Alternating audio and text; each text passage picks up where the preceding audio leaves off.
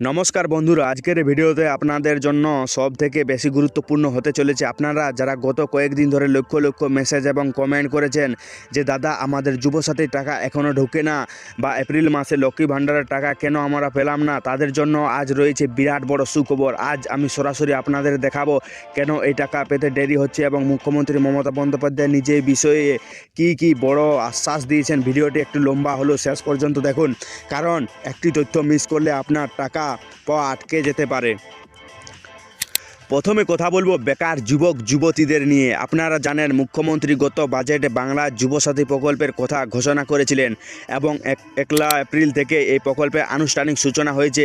কথা ছিল প্রতি মাসে 1500 টাকা করে সরাসরি আপনাদের ব্যাংক অ্যাকাউন্টে দেওয়া হবে। টাকা পেতে দেরি কেন? মুখ্যমন্ত্রী মমতা বন্দ্যোপাধ্যায় নিজেই জানিয়েছেন যে প্রায় লক্ষাধিক আবেদন জমা পড়েছে, কিন্তু এর মধ্যে বহু আবেদনপত্র নকল বা ডুপ্লিকেট করা হয়েছে।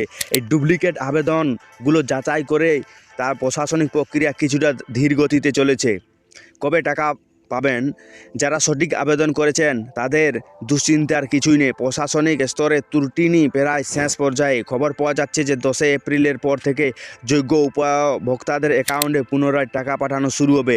যদি আপনার ফর্মে ভুল থাকে তবে আপনাদের পুনরায় সুযোগ দেওয়া হতে পারে। এবার আসি মা বোনেদের সেই প্রিয় লক্ষ্মী ভাণ্ডার প্রকল্প নিয়ে। আপনারা জানেন ফেব্রুয়ারি মাস থেকে জেনারেল ওবিসি মায়েরা 1500 টাকা এবং SC ST মায়েরা 1700 টাকা করে পাচ্ছেন। এপ্রিলের টাকা কেন আটকে? সাধারণত মাসের প্রথম সপ্তাহে এই টাকা ক্রেডিট হয়, কিন্তু আজ 9 এপ্রিল হয়ে গেল, অনেকে টাকা এখনও পাননি। এর পেছনে কিছু টেকনিক্যাল সমস্যা এবং ভোটের কারণে প্রশাসনিক ব্যস্ততা কাজ করছে। আপনারা আজই পোর্টালে গিয়ে আপনার আধার নম্বর বা মোবাইল নম্বর দিয়ে স্ট্যাটাস চেক করুন। যদি সেখানে পেমেন্ট আন্ডার প্রসেস বা ভ্যালিডিটি সাকসেস দেখায় তবে নিশ্চিন্ত থাকুন, আগামী কয়েকদিনের মধ্যেই আপনার অ্যাকাউন্টে টাকা ঢুকে যাবে। যদি ব্যাংক অ্যাকাউন্টে আধার লিঙ্ক নেই তাদের টাকা পেতে সমস্যা হতে পারে, তাই দ্রুত ব্যাংকে গিয়ে KYC চেক করে নিন। শুধু যুবসাথী বা লক্ষ্মী ভাণ্ডার নয়, কৃষক বন্ধু, বার্ধক্য ভাতা টাকা নিয়ে অনেকের একই প্রশ্ন রয়েছে। আপনারা জেনে খুশি হবেন যে মুখ্যমন্ত্রী স্পষ্টভাবে জানিয়েছেন ভোটের কারণে আজ কিছুটা ধীর গতিতে চলছে। কোনো প্রকল্পের টাকা বন্ধ হবে না, এটি একটি চলমান প্রক্রিয়া এবং সরকার প্রত্যেক যোগ্য নাগরিকদের কাছে টাকা পৌঁছে দেওয়ার প্রতিশ্রুতি দিয়েছে। যদি আপনার টাকা অনেক দিন আটকে থাকে তবে আপনারা সরাসরি ব্লক অফিসে বা দুয়ারে সরকার ক্যাম্পে যোগাযোগ করতে পারেন। তবে বাড়ি বসে স্ট্যাটাস চেক করাটাই এখন সবথেকে বেশি সহজ উপায়। আমি তো আপনাদের তথ্যগুলো জানালাম, কিন্তু আপনারা হয়তো চাইছেন সরাসরি মুখ্যমন্ত্রী মমতার মুখে সেই আশ্বাস শুনতে।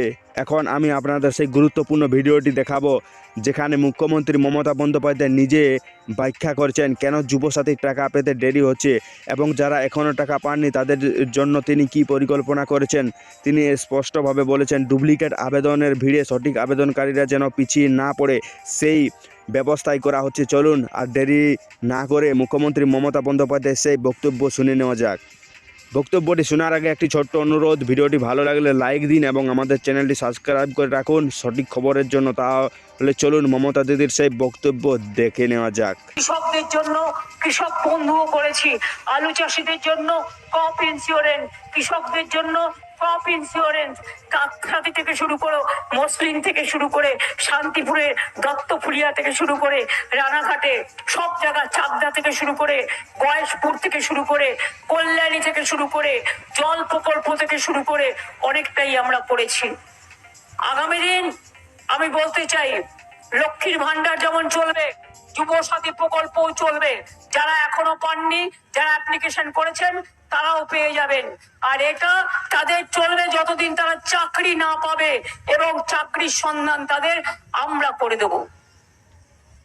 এবারেও আমি আপনাদের কাছে বলছি, এটাই বলছি, যত কাঁচা বাড়ি আছে 1,20,00,000 করেছি, আগামী দিন সবার কাঁচা বাড়ি পাকা হয়ে যাবে।